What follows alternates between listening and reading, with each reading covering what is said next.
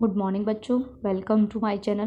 बेटा आज डेट है 20 अक्टूबर, क्लास 6 के लिए गणित की वर्कशीट आई है, वर्कशीट नंबर 8।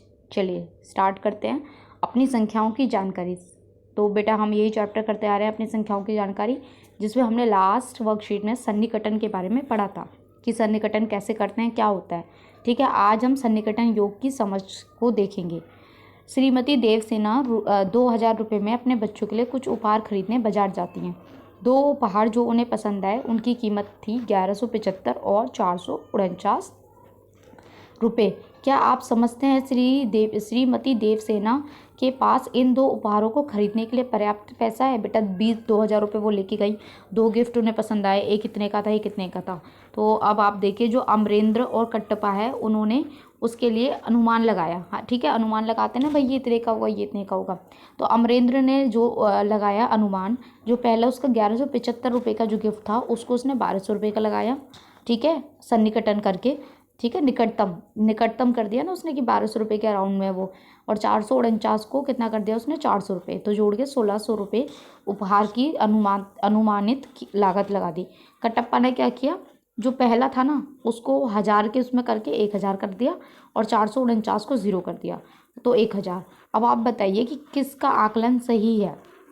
अब आप खुद ही सोचिए बेटा, कोई गिफ्ट है उसकी हम 0 ऐसे कीमत लगा सकते हैं कि भाई 400 रुपये वो फ्री में दे दे, ऐसा हो सकता है? तो फिर इसलिए हमारे हिसाब से अमरेंद्र सही था। चलिए अब हमने क्या निष्कर्ष निकाला, ये देखिए, अनुमान उचित और तार्किक होना चाहिए। उचित होना चाहिए ना, अब ऐसे थोड़ी ना कि 400 रुपये का जो गिफ्ट था वो हम फ्री में ले लेंगे। ठीक है, कोई कठोर नियम नहीं है, लेकिन सटीकता की आवश्यकता पर निर्भर करता है। कठोर नहीं है कि फिक्स नहीं है कि तुम्हें भाई राउंड ऑफ करना ही करना है, जितने का है हम उतने का भी ले सकते हैं। आकलन की कितनी जल्दी ज़रूरत है। ठीक है, चलिए इसलिए हम निष्कर्ष निकाल सकते हैं कि अमरेंद्र द्वारा किया गया आकलन अधिक सटीक है। ठीक है, तो मैंने अभी बताया था अमरेंद्र हमारे हिसाब से ठीक है। चलिए अब एग्जाम्पल दिया हुआ बेटा, एक एग्जाम्पल समझा देती हूँ मैं आपको। ये आपको जोड़ना है। ठीक है, निकटतम 1000 का आकलन किया है हमने, 18,891 है। तो बेटा आपको बस ये ध्यान रखना है, यहाँ 800 है ना, तो ये अगर 500 से ज़्यादा है तो आपको इसमें एक जोड़ना है, 18 में एक जोड़ना है, 19,000 करना है। अगर ये 500 से कम है तो आपको 18,000 करना है। ठीक है, तो ये हमारा एक जोड़ के हमारा कितना हो गया, 19,000। अब यहाँ देखिए 4,201, ये 200 है। ये अगर 500 से ऊपर है तो आपको जोड़ना है, 500 से कम है तो वैसे ही रहने देना। तो 4,000 हम वैसे ही रहने देंगे क्योंकि 201 500 से कम है, तो आप यहाँ 4,000 लिखेंगे, इन दोनों को जोड़ेंगे तो आपका आंसर ये आ जाएगा। अब यहाँ पे देखिए 429 है बेटा।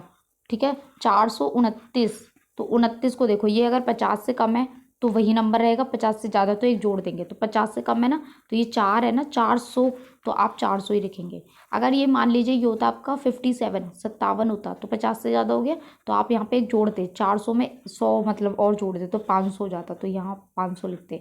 ठीक है, अब ये देखिए 8,600, ये 600 है, ये 500 से ज़्यादा है, तो 8,000 में हम एक जोड़ देंगे, तो 9, इसको हम अच्छा ये सैकड़ों में किया है ना बेटा, तो ये 691 है, तो 691 को हम कितना लिख सकते हैं।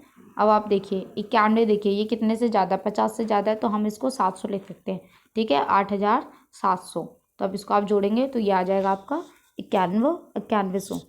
ठीक है, अब आप देखिए यहाँ पे भी भाई क्या हुआ है, 9,876 है, इसको मैंने 1000 में कर दिया है, तो 9,800 को हम क्या लिख सकते हैं, 800, 500 से ज़्यादा है, तो मैंने यहाँ कितना कर दिया, एक बढ़ा दिया, 10,000 हो गए। ये है 6,700, तो ये भी 500 से ज़्यादा है, तो 6,000 को 7,000 लिख सकते हैं। आपको माइनस करना बेटा, तो बस माइनस कर दीजिए 3,000। ठीक है, यहाँ पे देखिए ये भी आपका ऐसे ही है। चलिए अभी आपके बेटा क्वेश्चंस हैं, हम क्वेश्चंस कर लेते हैं। ठीक है, यहाँ पे देखिए सबसे पहले है 841 और ये है आपका 181। ठीक है, मैंने सैकड़ों के हिसाब से आकलन किया है इसका, तो 841, ये 50 से कम है तो इसलिए 800 का 800 रहेगा। 181, ये 50 से ज़्यादा है तो 100 क्या हो जाएगा, 200 हो जाएगा। ठीक है, तो जोड़ोगे आप तो आपका आ जाएगा ये 1,000। ऐसे आपका देखिए 2400 है और ये 6,891 है। ठीक है, तो 2400 का निकटतम आकलन कितना हो गया, 2,000 हो गया। मैंने 1000 के हिसाब से किया है, ये 6,891 है बेटा। ठीक है, तो ये 800 है, ये 500 से ज़्यादा है, तो मैंने इसका क्या कर दिया, 7,000 कर दिया है। इन दोनों को जोड़ोगे आप तो कितना आएगा आपका, 9,000 आएगा। ठीक है, ऐसे आप ये भी कर सकते हैं। 9,800 है तो या 500 से ज़्यादा है तो 9,000 को मैं कितना लिख सकती हूँ, 10,000 लिख सकती हूँ। ठीक है, ये 5,400 है तो ये 500 से कम है तो 5,000 का 5,000 ही रहेगा। इन दोनों को आप जोड़ दीजिए तो ये आपका आंसर आ जाएगा।